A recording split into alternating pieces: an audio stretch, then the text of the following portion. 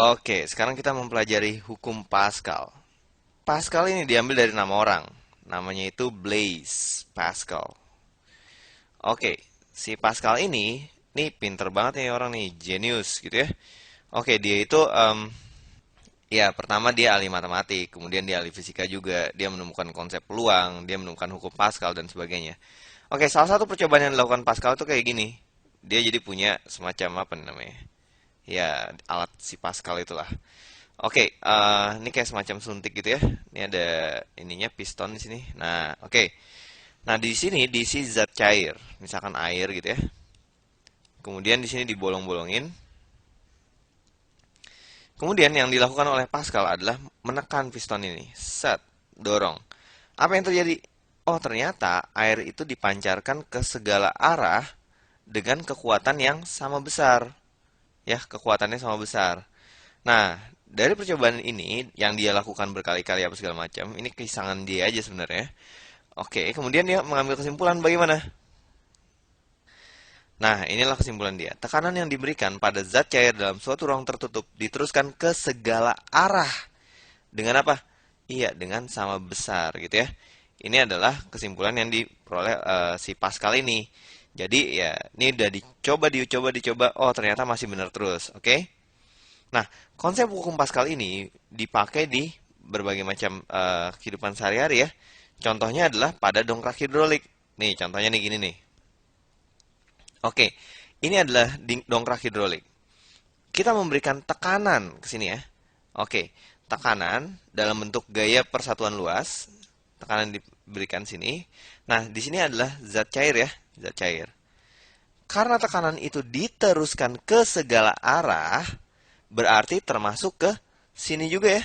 Iya, termasuk ke situ juga. Berarti diteruskan juga ke sana.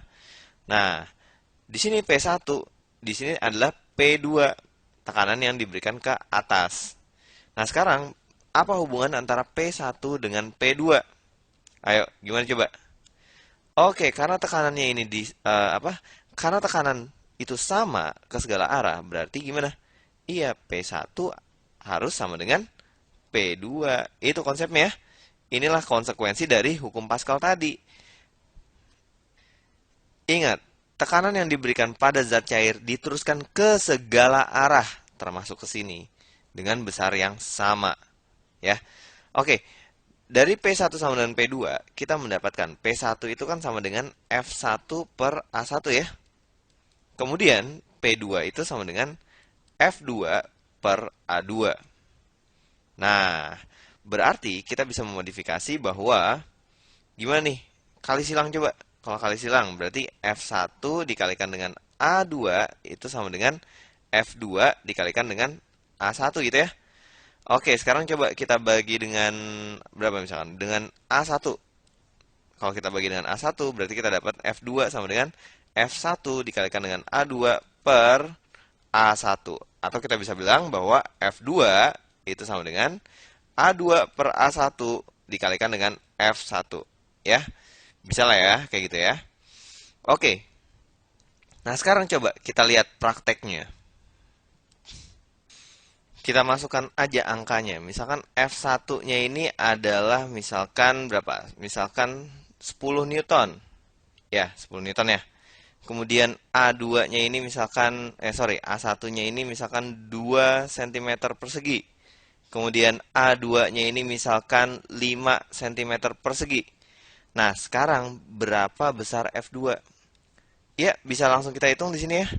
F2 itu sama dengan A2, 5, kemudian dibagi dengan A1 yaitu 2, dikalikan dengan F1 yaitu 10. Ingat, satuannya harus sama dulu ya. Centimeter kuadrat. Oke, ini juga centimeter kuadrat. Kalau di sini dalam Newton, berarti nanti F2-nya dalam ya, Newton juga ya. Oke, ini bisa kita coret. 10 bagi 2 itu adalah berapa? 5. 5 kali 5 berapa? 25. Hasilnya dalam apa satuannya? Iya, dalam Newton. Jadi, kita bisa lihat bahwa F2-nya ini sama dengan berapa Newton?